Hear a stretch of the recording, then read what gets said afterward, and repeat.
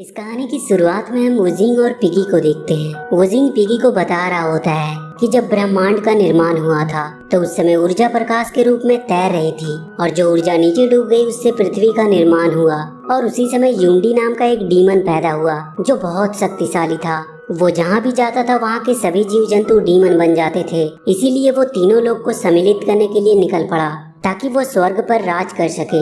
तो उसे रोकने के लिए बुद्धिस्ट आए लेकिन वो नाकाम रहे, यहाँ तक कि उसे हेवन के सोल्जर भी नहीं रोक पाए। तो बुद्ध के एक शिष्य ने उसे कैद करने के लिए एक महान बलिदान चुना जिसमें उसकी आत्मा की मदद से उस डेमन यूंडी को पृथ्वी के अंदर दफन कर दिया गया। पर जहाँ उसे दफन किया गया था वहाँ की भूमि काली और बिल्कुल ठंडी पड़ गई थी और इस पुस्तक के अनुसार यूंडी पूरी दुनिया को डेमन में बदल सकता है।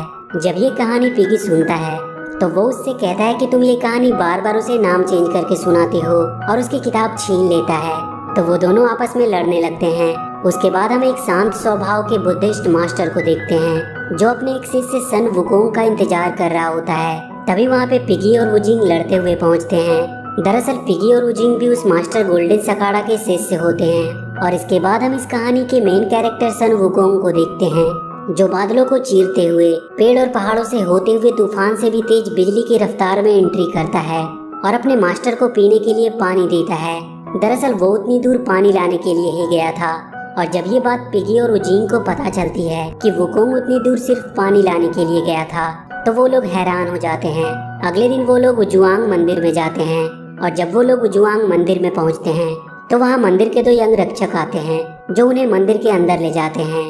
वो मंदिर काफी बड़ा होता है। पिगी और सन वुकोंग वहाँ पे बहुत शरारत करते हैं और उनकी इजाजत के बिना ही वहाँ की चीजों को छूने लगते हैं। और वहीं हम उनके मास्टर को देखते हैं जो एक पवित्र झील की ओर सर झुकाते हुए आराधना करते हैं। उसके बाद हम पिगी को देखते हैं जो सन वुजुआंग को बताता है कि हमारे मास्टर जो उनकी मदद करने आए हैं उसके बदले में हमें एक खजाना मिलेगा जो एक फल के रूप में है। और जब उस मंदिर के रक्षक फल को तोड़ने के लिए पवित्र पेड़ के पास जाते हैं तो उनके पीछे पिगी और सन वुकोंग भी टिड्डे के रूप में चले जाते हैं।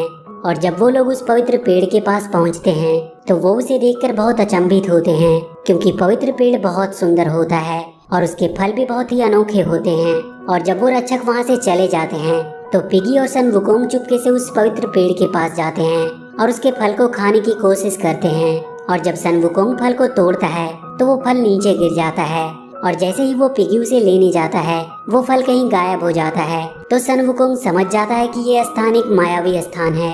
तो उसके बाद वो वहाँ के भूमि से वहाँ के भूमि रक्षक को निकालता है और उससे अपने फल मांगता है। तो वो भूमि रक्षक वुकोंग को बताता है कि ये सपोदिला नामक फल है जिसे जिनसेंग का फल कहते हैं और इसका पवित्र पेड़ लगभग 10,000 साल में तैयार होता है और इस पवित्र पेड़ पर केवल 30 ही फल लगते हैं और उसके एक फल के खाने से ही उसकी उम्र 47,000 साल तक बढ़ जाएगी। तो उसके बाद सन वुकोंग तुरंत 3 जिनसेंग के फल को तोड़कर अपने साथ ले जाता है और अपने दोस्तों के साथ उसे खा जाता है। और जब ये बात मंदिर के उन रक्षक को पता चलती है कि फल की चोरी हो गई है तो इसे कंफर्म करने के लिए वो फलों को काउंट करते हैं जिसमें उन्हें 4 फल कम मिलते हैं। और जब रक्षक उन तीनों से जिनसेंग फल के बारे में पूछते हैं तो मंकी वुकोंग कहता है कि हाँ उसने एक फल को खाया है, उसमें हैरान होने वाली क्या बात है। तभी वहाँ वुकोंग के मास्टर गोल्डन सकाड़ा आ जाते हैं और पूछते हैं कि ये सब क्या हो रहा है। तो वो रक्षक उसे बताते हैं कि इस मंकी ने जिनसेंग के 4 फल चुराए हैं। तो मंकी वुकोंग कहता है कि उसने सिर्फ 3 तोड़े थे और इसी बात पर उनमें बहस हो जाती है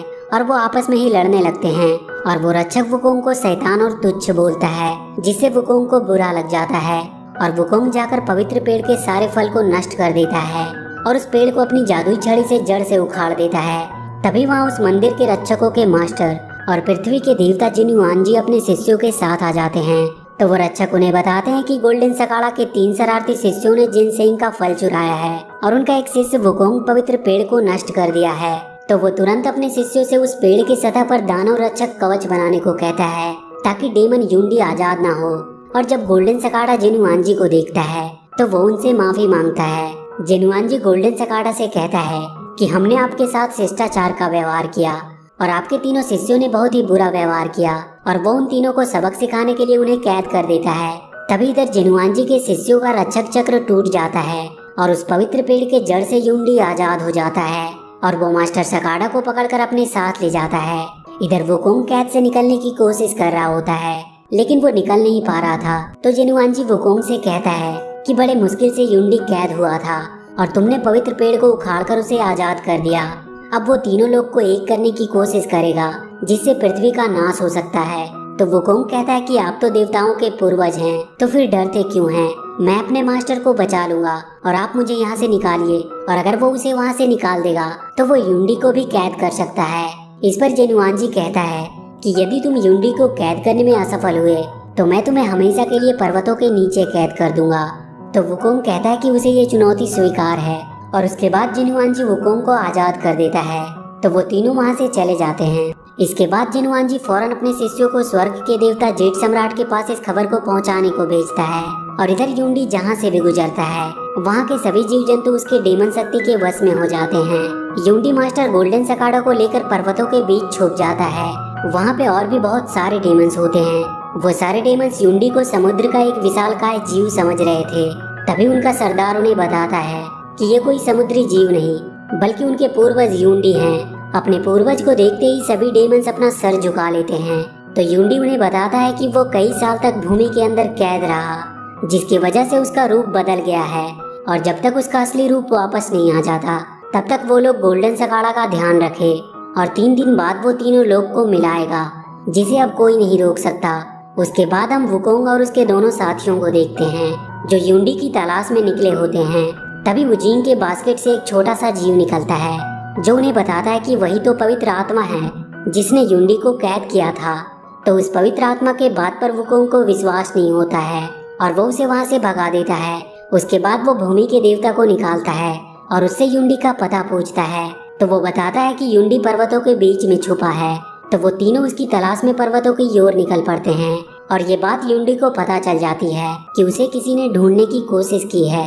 तो युंडी अपने डेमन सैनिकों को उस पवित्र आत्मा को खत्म करने के लिए भेजता है। उधर हम देखते हैं कि वो पवित्र आत्मा सन वुकोंग और उसके दोस्तों के साथ एक गाँव में पहुँचता है जहाँ उस गांव के लोग वुकोंग और उसके दोस्तों को देखकर डर के मारे भागने लगते हैं। तभी वहाँ पे युंडी के डेमंस आ जाते हैं। तो वुकोंग उस पवित्र आत्मा को छुपा देता है और वो उन डेमन से लड़ने लगता है और वहीं गांव के लोग उनकी काली शक्तियों के वश में होने लगते हैं। तभी कुछ डेमंस उस पवित्र आत्मा के पीछे लग जाते हैं और जैसे ही वो डेमंस उस पवित्र आत्मा को पकड़ने ही वाले होते हैं तभी वहाँ पे वुकोंग आ जाता है और उन्हें मार भगाता है। और वहीं हम उस पवित्र आत्मा को देखते हैं जो उस गांव के लोगों की हालत देखकर बहुत दुखी होता है। उसके बाद वो पवित्र आत्मा अपने शक्तियों से उस गांव के लोगों को ठीक कर देता है। इसके बाद हम उन डेमंस को देखते हैं जो युंडी को बताते हैं कि वो लोग उस पवित्र आत्मा को पकड़ने ही वाले थे। तभी वहाँ किंग वुकोंग आ गया और उसे बचा लिया। ये सुनकर युंडी बहुत नाराज होता है। उसके बाद वो उस पवित्र आत्मा को खत्म करने के लिए अपनी काली शक्तियों को भेजता है। इधर हम वुकोंग और उसके दोस्तों को देखते हैं जो युंडी को पता लगाने के लिए पर्वतों के देवता के मंदिर में जाते हैं, लेकिन वो देवता वहाँ पे नहीं होता है। तो वुकोंग पिगी और वुजिंग को बाहर उस देवता का पता लगाने के लिए भेजता है। तभी वहाँ पे युंडी की काली शक्ति आती है और उस पर्वतों के देवता के मूर्ति में समा जाती है। और जैसे ही वो काली शक्ति उस पवित्र आत्मा को मारने जाता है पर वुकोंग उसे बचा लेता है और उनके बीच में फाइट होने लगती है। तभी वहाँ उनके दोस्त भी आ जाते हैं जो वुकोंग के साथ मिलकर उस काली शक्ति से लड़ने लगते हैं। और जैसे ही वुकोंग उस देवता के सर पर अपनी जादुई छड़ी से वार करता है उस देवता के शरीर से वो काली शक्तियाँ निकल जाती है और वो पर्वतों के देवता अपने होश में आ जाता है। तो वुकोंग उससे युंडी का पता पूछता है।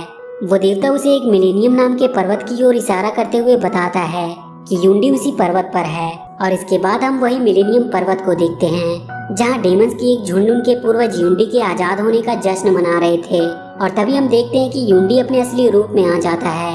और इधर रास्ते में वो पवित्र आत्मा वुकोंग से पूछती है कि तुम्हारा नाम वुकोंग किसने रखा? तो वो बताता है कि उसके मास्टर ने उसका नाम रखा है। वुकोंग उस पवित्र आत्मा से कहता है कि उसका नाम किसने रखा ये जानने से ज्यादा महत्वपूर्ण उसके बारे में जानना है। तो वो पवित्र आत्मा कहती है कि क्या तुम अपने बारे में जानते हो? तो वुकोंग कहता है कि हाँ, वो अपने बारे में सब कुछ जानता है। वो कहता है कि वो एक दानव है, एक कुटिल दानव जो एक बाल वाले पत्थर से पैदा हुआ है। तो इस पर वो पवित्र आत्मा कहती है कि नहीं, वो लोग बुरे दानव हैं, लेकिन तुम्हारे पास दिल है और तुम एक अच्छे दानव हो। इसके बाद वो पवित्र आत्मा सोने चली जाती है और जैसे ही वो पवित्र आत्मा सो जाती है उसे सुरक्षा कवच लगाकर वुकोंग अपने साथी के साथ मिलेनियम पर्वत पर चला जाता है, क्योंकि वुकोंग नहीं चाहता था कि उसके साथ वो पवित्र आत्मा भी जाए, क्योंकि वो बहुत छोटी एक बच्चे के रूप में होती है। इसके बाद वुकोंग, पिगी और वुजिंग तीनों मिलेनियम पर्वत पर पहुंचते हैं जहाँ पे बहुत सारे डेमंस होते हैं वो तीनों मिलकर उन सबसे लड़ने लगते हैं और जब पिगी दानवों को मारने जाता है तो उसे एक मामूली सा पिगी समझकर वो दानव उसे मारने लगते हैं। तभी वो पिगी एक विशालकाय रूप धारण करता है और उन दानवों को अपने पैरों तले कुचलने लगता है। और इधर वुकोंग अपनी जादुई छड़ी से दानवों को बहुत बुरी तरह मारता है और उसके बाद वुकोंग अपने बाल की मदद से अपने जैसे कई मंकी किंग बनाता है जो पूरे दानवों में भगदड़ मचा देते हैं। तभी वहाँ पे यूंडी आ जाता है और वुकोंग से उस पवित्र आत्मा को मांगता है। तो वुकोंग यूंडी को मारने के लिए जाता है जहाँ पे उन दोनों के बीच में फाइट होने लगती है। तभी वुकोंग के दोस्त आ जाते हैं जो वुकोंग के साथ यूंडी से लड़ने लगते हैं, पर यूंडी अकेला ही उन सब पर भारी पड़ रहा था। वो उन तीनों को मारकर लहूलुहान कर देता है। इसके बाद यूंडी की नजर उस पवित्र आत्मा पर जाती है तो वो उस पवित्र आत्मा की ओर जाने लगता है, पर वुकोंग उसे रोकने की कोशिश करता है। इस पर यूंडी दोबारा से वुकोंग को बहुत मारता है और जब वुकोंग के दोस्त उसे बचाने जाते हैं तो यूंडी पिगी और वुजिंग को जान से मार देता है। और इसके बाद जब वो उस पवित्र आत्मा को लेने जाता है तो वो उसे नहीं ले पाता क्योंकि वो पवित्र आत्मा एक सुरक्षा कवच में होती है। तो वो अपनी पूरी ताकत लगाकर उस सुरक्षा कवच को अंदर से जलाने की कोशिश करता है। तभी वहाँ वुकोंग आ जाता है और उस पवित्र आत्मा को अपने नीचे छुपा लेता है। वो पवित्र आत्मा देखता है कि वुकोंग अपनी अंतिम सांसें ले रहा है। तभी यूंडी वहाँ पे वुकोंग के मास्टर को लेकर आता है और उसके सामने ही वो उसके मास्टर को मार देता है। इसके बाद वो पवित्र आत्मा अपनी सोल वुकोंग को दे देती है, लेकिन वुकोंग उसे लेने से मना कर देता है क्योंकि उसके ऐसा करने से पवित्र आत्मा मर जाती। इसके बाद यूंडी वुकोंग को जैसे ही मारने वाला होता है तो वो पवित्र आत्मा यूंडी को रोकने की कोशिश करता है, पर यूंडी उस पवित्र आत्मा को भी मार देता है जिससे उसकी सोल निकलकर वुकोंग के शरीर में चली जाती है और इसकी वजह से वुकोंग एक बार फिर से जिंदा हो जाता है। और इधर यूंडी तीनों लोग को मिलाने लगता है। तभी उसे रोकने के लिए वुकोंग आ जाता है और अपनी जादुई छड़ी से यूंडी पे एक वार करता है और उसके बाद उन दोनों में एक खतरनाक फाइट होती है जिसमें वुकोंग अपने जादुई छड़ी से यूंडी पर कई वार करता है और अंत में वो उसके सिर पे ऐसा वार करता है जिससे यूंडी की मौत हो जाती है। यूंडी की मौत के बाद वहाँ के सारे काले बादल छट जाते हैं और उसके बाद वुकोंग के दोस्त भी जिंदा हो जाते हैं जो अपने मास्टर के खो देने की वजह से रोने लगते हैं। तभी उनके पीछे से एक आवाज आती है और जब वुकोंग पीछे देखता है तो उसके पीछे उसका मास्टर गोल्डन सगाड़ा होता है, जिन्हें देखकर वो लोग बहुत खुश होते हैं। और इसके बाद हम दया की देवी को देखते हैं जो वुकोंग के हाथ में उस पवित्र पेड़ के पवित्र आत्मा को उस पेड़ के जड़ में डालती है जिससे वो पवित्र पेड़ एक बार फिर से उग जाता है। और ये कहानी यहीं पर समाप्त हो जाती है। तो वीडियो अगर अच्छी लगी हो तो please do like and share the video and please subscribe to my channel and press that bell icon.